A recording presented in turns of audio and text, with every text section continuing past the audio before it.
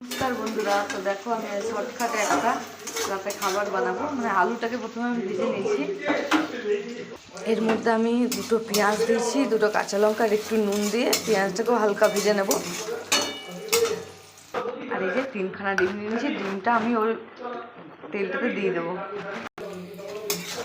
আর একটু লাল লাল হবে তারপর ডিমটা দেবো। দেখো লাল লাল হয়ে গেছে, এরপরে আমি ডিমটা দিয়ে দেবো। অনেকটাই লাল লাল হয়েছে, এই যে তিনখানা ডিম দিয়ে দিলাম এর মধ্যে। এবার ভালো করে ভেজে নিতে হবে। এরপর আমি একটু লবণ দেবো আর একটু গোলমরিচের গুঁড়ো দেবো, একটু নুন দেবো, কারণ আমি আলুর মধ্যে নুন দিয়েছিলাম আর পেঁয়াজটাতেও একটু নুন দিয়েছিলাম। গোলমরিচের গুঁড়ো দেবো একটু।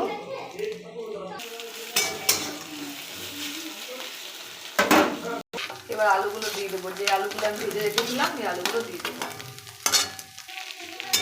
এবার আলুটা ভালো করে মিক্স করে নিতে হবে। এটা রুটি দিয়ে কিন্তু খুব সুন্দর খেতে হয়, খুবই ভালো লাগে আর খুব অল্প সময়ের মধ্যে হয়েও যায়। তো চলো বন্ধুরা, সবাইকে শুভরাত্রি। আমার তৈরি হয়ে গেল ডিম আলু ভুজিয়া।